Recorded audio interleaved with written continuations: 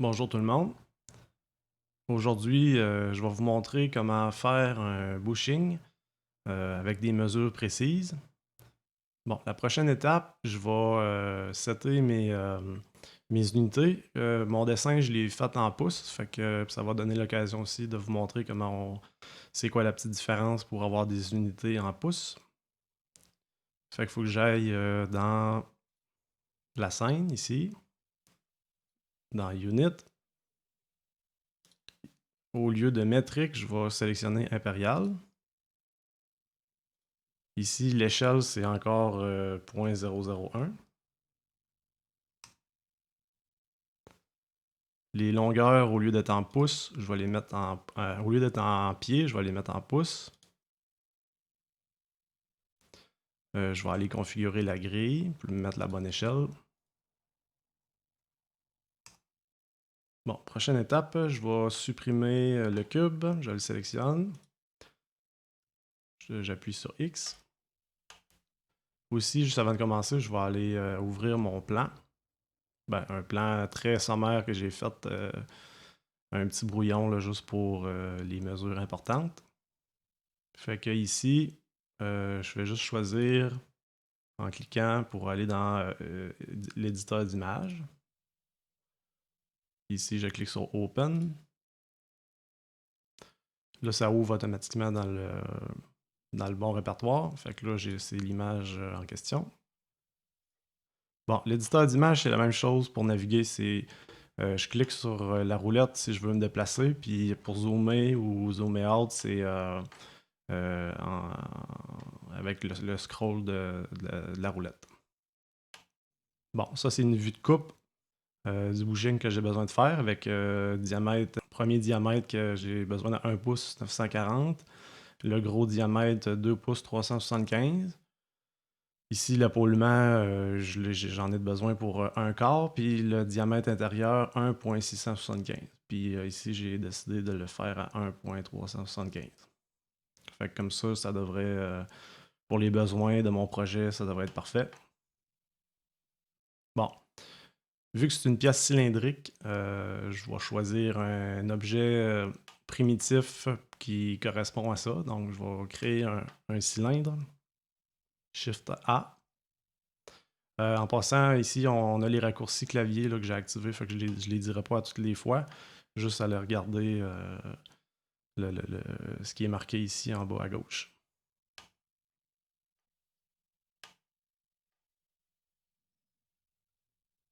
Bon, là, je viens de créer mon cylindre. Fait que là, premièrement, je vais donner les dimensions que j'ai besoin. Je vais cliquer ici pour ouvrir le menu. Je vais le mettre ici, le nombre de vertex, c'est le nombre de points sur le diamètre. Je vais le mettre à 128 pour que ça soit moins saccadé quand je vais l'imprimer. En 3D, c'est pour imprimer en 3D.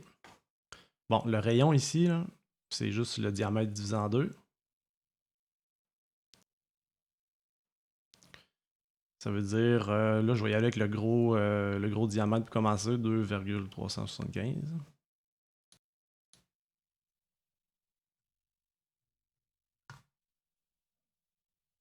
Là, ça marque 2,38, mais quand je clique, ça me marque que j'ai vraiment 2,375. Là, c'est juste l'affichage qui est arrondi. Là.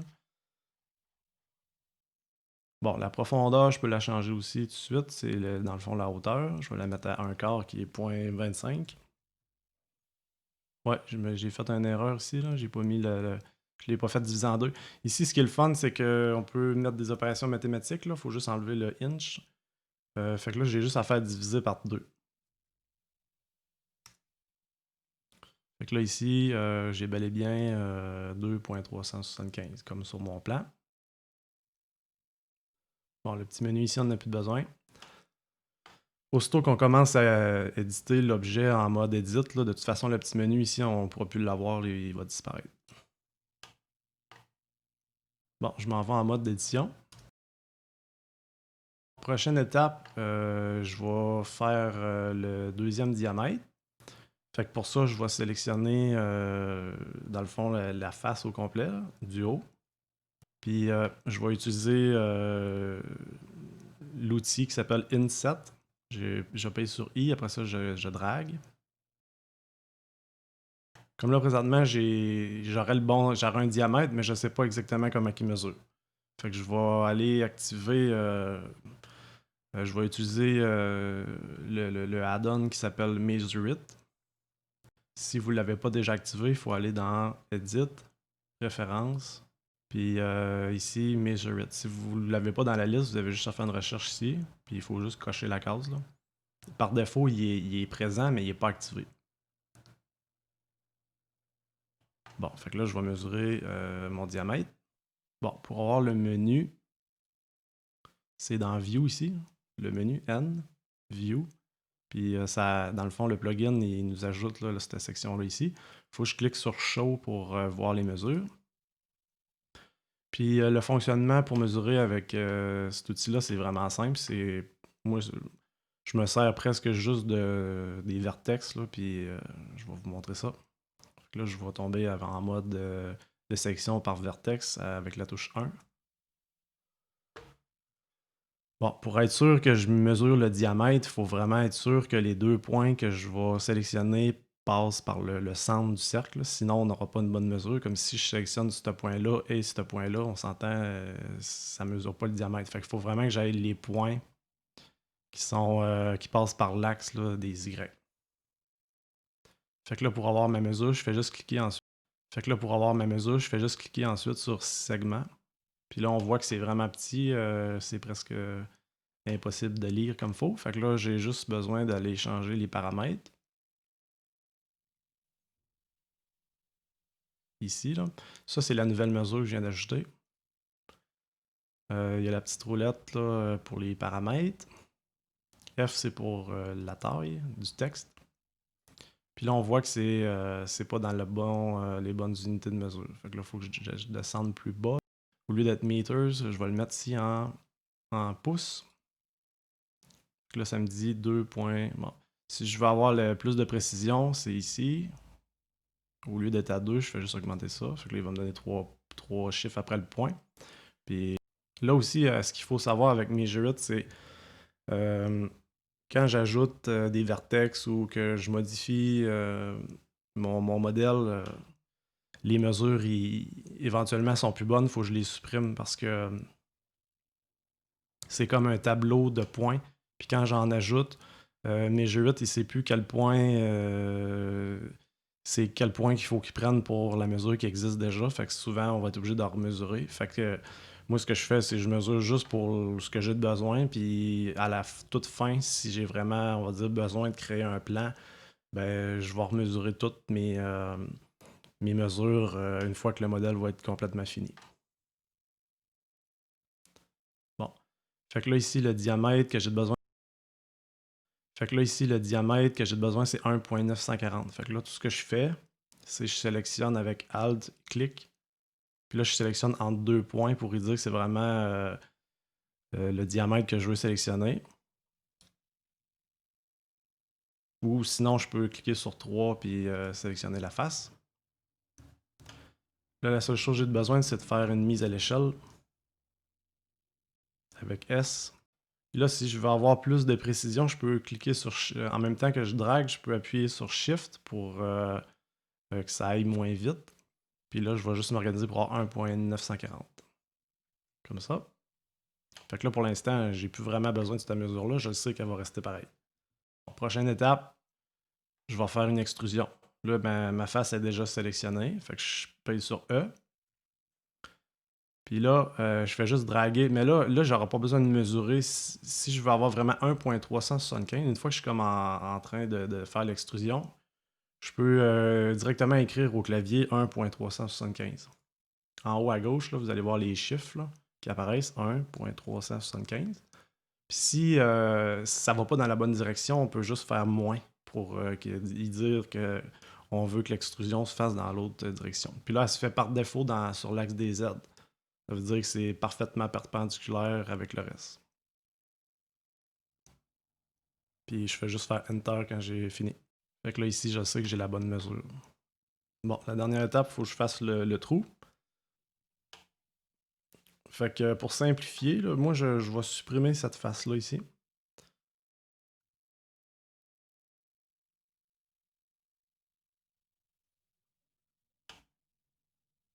Puis là, je vais faire encore inset. Puis là, la même chose, je vais aller mesurer avec mes G8. Puis s'il y a une mesure que je veux cacher, je peux juste cliquer sur l'œil ici, là, puis elle va disparaître. Je me remets en mode vertex. Puis là, encore une fois, je clique sur segment.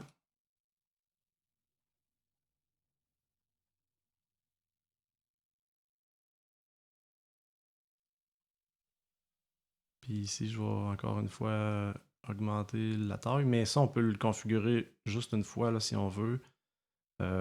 Ici, là, pour les prochaines fois. Fait que là, ici, j'ai mis 43. Fait que j'ai juste à mettre 43 ici aussi. Fait que si jamais je remets d'autres mesures, ça va être la même taille. C'est pas un outil qui est parfait, là, mais ça me permet de répondre aux besoins que j'ai. Fait que pour l'instant, c'est bien parfait.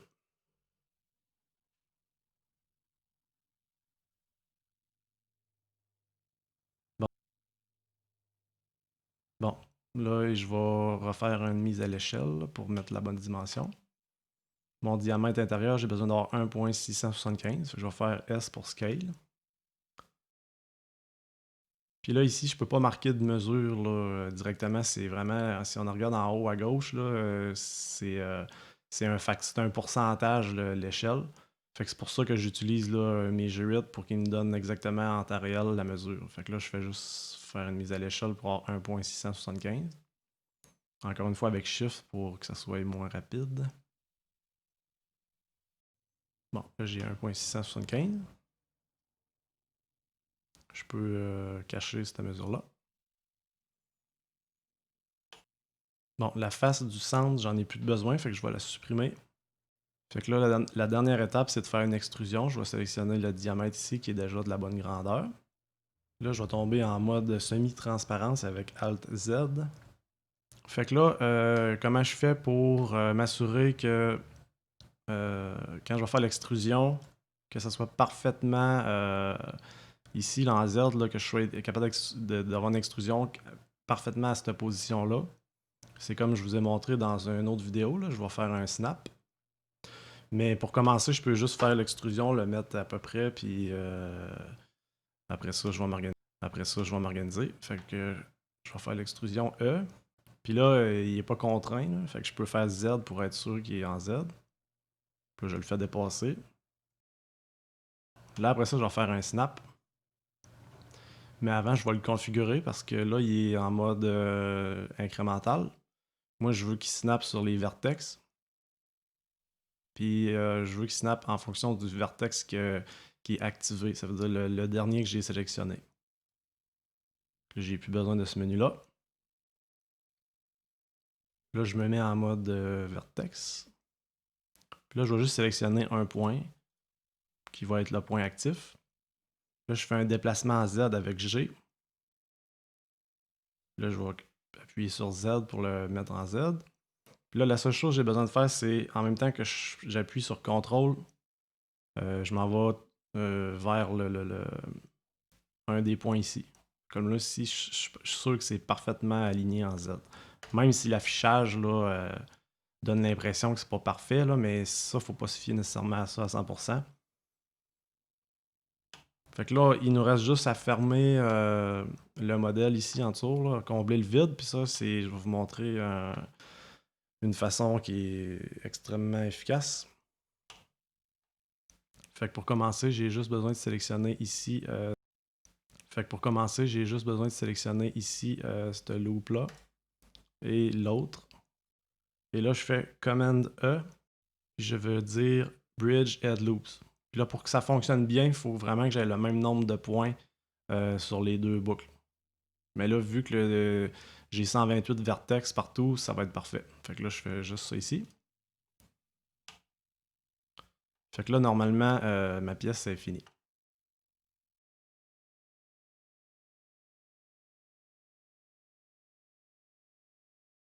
Dernière étape, je veux m'assurer qu'il n'y a pas de points en double qui sont à la même position, puis que tout est fusionné ensemble, là, puis que ça fait un seul objet. Fait que je sélectionne tout avec A, Puis je vais m'assurer que tous les points sont uniques.